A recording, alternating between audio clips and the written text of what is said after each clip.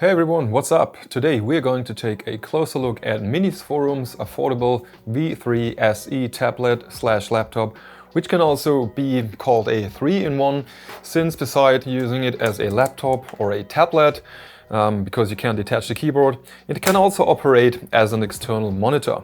And it's kind of trying to be a cheaper alternative to Microsoft's Surface with its price tag of around $900. And if you're using the discount code SPD200OFF right now for the link in the description, you'll get a massive discount of around 200 euros or dollars, but I don't know how long that's gonna work.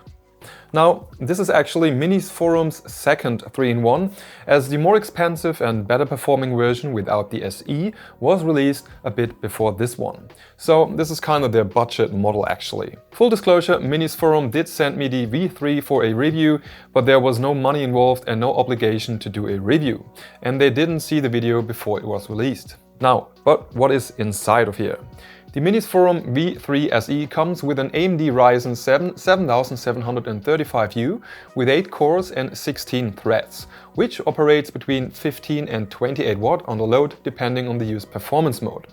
This Zen 3 Plus CPU comes with the older Radeon 680M, which is still capable of some casual gaming, but more on that later.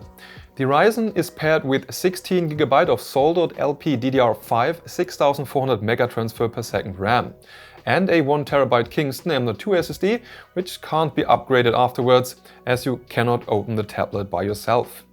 The 60Hz 14-inch touchscreen has a resolution of 1920 by 1200 pixel and is therefore using an aspect ratio of 16:10 and can be used with a pen.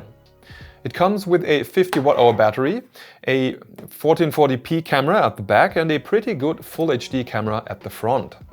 It also has Wi-Fi 6E, an SD card reader, a chargeable pen as just mentioned that can use up to 4096 pressure levels on the display, a dual fan cooling system and Windows 11 Home pre-installed. Now the tablet alone weighs 923 grams. And with the cover and the keyboard, it weighs another 700 grams around like that, and it's 1605 grams, while the tiny USB-C charger adds another 128 grams. The tablet without the cover is 9.8 mm thin, and the chassis is made out of aluminum and feels pretty sturdy, well built and valuable. The back cover, which also serves as a stand like you can see here if needed, and the bottom of the detachable keyboard are covered in some kind of fake leather plastic material with a soft touch. The upper side of the keyboard has some matte firm rubber-like feel to it. Due to the nature of the very thin keyboard, the key travel is minimal and there is no keyboard flex whatsoever. But if you're using it at this little angle here, it does feel quite wobbly, which is why I prefer to use it in a flat way only. It's also not illuminated. Keep that in mind if you're often working in low light conditions. And in general, the keyboard is pretty basic. Since it's a 14-inch device, there is also no numpad on the right side, and the centered touchpad is rather small, but did its job just alright.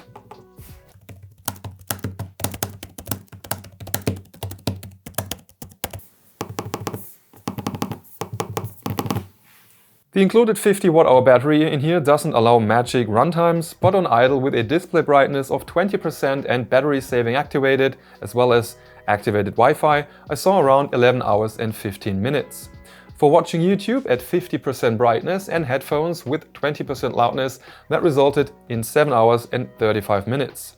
Playing AAA games on battery isn't working that well due to the limited TDP in that case, but for Kingdom Come Deliverance 2, that resulted in 2 hours and 5 minutes, and for stuff like Dave the Diver, it was more like 3 to 4 hours. Connection-wise, it is pretty Spartanic, though it does offer 2 full USB 4 ports at the right side, which also support DisplayPort out, but one of them has to be used to charge the laptop.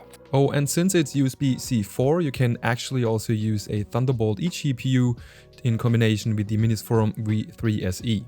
So if you're planning to use the MINISFORUM V3 SE as a desktop replacement, which you absolutely could, you should probably consider a docking station or an USB hub. But at least it has a 3.5mm audio jack and a full-sized SD card reader on the left side as well.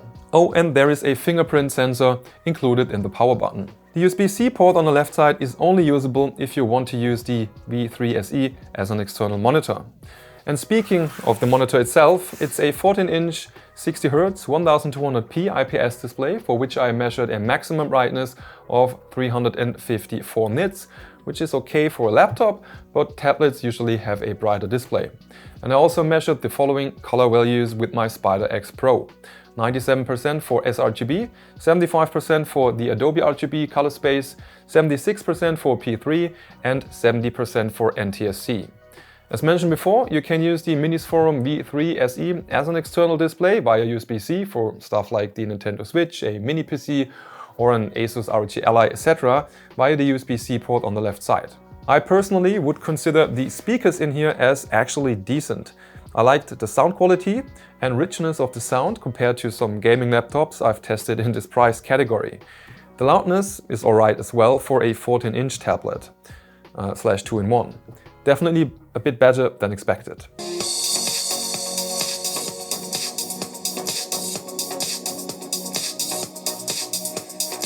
The fan noise is also very bearable. Under full load it is hearable, but it's more like a whispering. The cooling system is also able to keep the temperatures in a decent area. While I was testing the V3 SE at a room temperature of around 23 degrees Celsius. It also depends a bit on which of the three power modes, silent, balanced and performance, you choose in the MINISFORUM Space app. But even using the performance mode, where the CPU can now use up to 28 watt, was absolutely okay in my opinion. While I have to point out the fans never turn off completely, but they are really quiet when the V3 SE is on idle.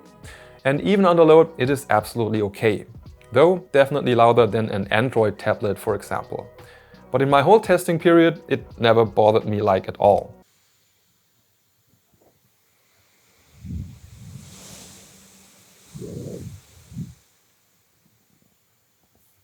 The intakes for the fans are at the back, just right here, and at the top there are two openings to blow out the hot air. Since the keyboard is not directly connected to the laptop's cooling system, it of course stays absolutely cool all the time. So to sum that up, from my point of view, the cooling system and fan noise are perfectly fine. Now, I ran some benchmarks with the MINISFORUM V3 SE 3 power modes. On the performance mode, it scored 11,128 points in Cinebench R23 with 1,564 for the single core score. And even after a while, the score is pretty consistent. With the balanced mode, it's still able to get over 10,000 points and 1,546 for the single core score.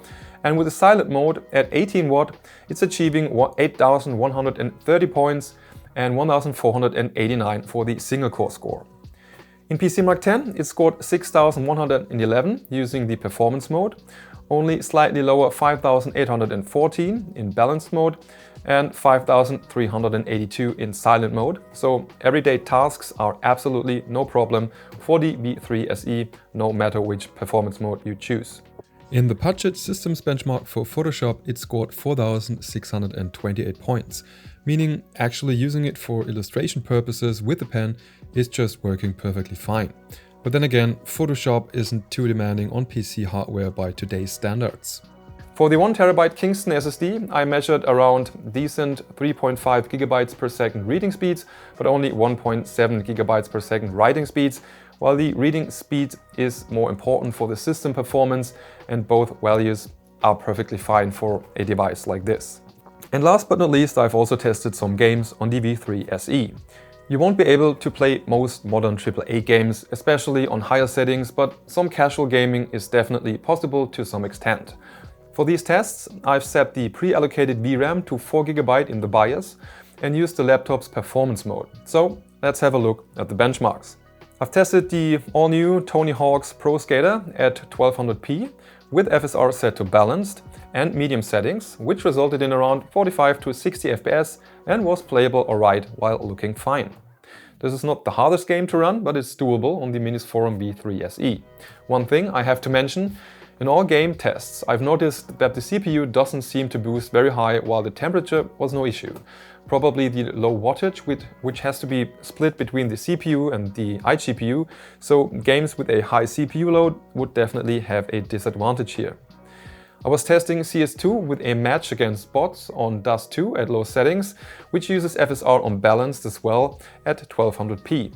That resulted in around 40 to 60 FPS once again. Not optimal, but maybe playable for some casual fun if you're okay with that. Further reducing the settings might be an option here as well.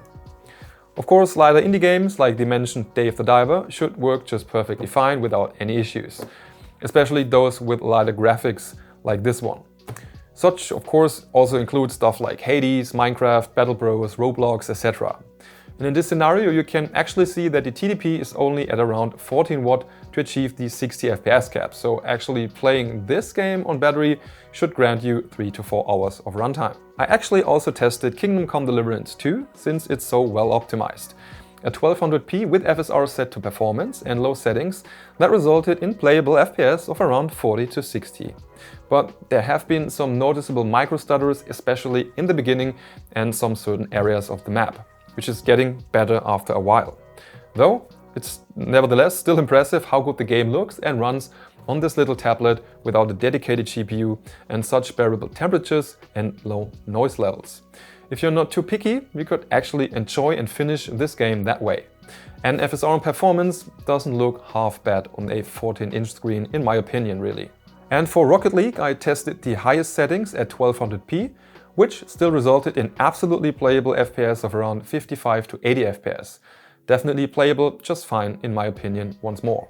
And again, there are hundreds and thousands of decent games that will run just fine on this machine. It's of course not a gaming tablet, but the Radeon 680M is still okay for lighter titles. So overall, it's a decent tablet with some pleasant surprises considering the sound quality, build quality, temperatures and noise level. The performance is alright and should be good enough for everything you would do with such a tablet, and if you're on a budget and need something like this, it might be a good option. The 1TB SSD is fine and the 8 cores and 16 threads should serve you well for a while. Though keep in mind the limitation of the 16GB RAM, especially for heavier stuff like video editing and modern games. Also, for some reason the Wi-Fi module in here was not able to connect to my router with more than 400 megabits, and in my opinion an illuminated keyboard would have been a big plus. And that's all for today. If you like the content, please consider liking the video or even subscribe to the channel. That helps a lot. Thank you. Also, thanks for watching. See you next time. Bye bye and tschüss.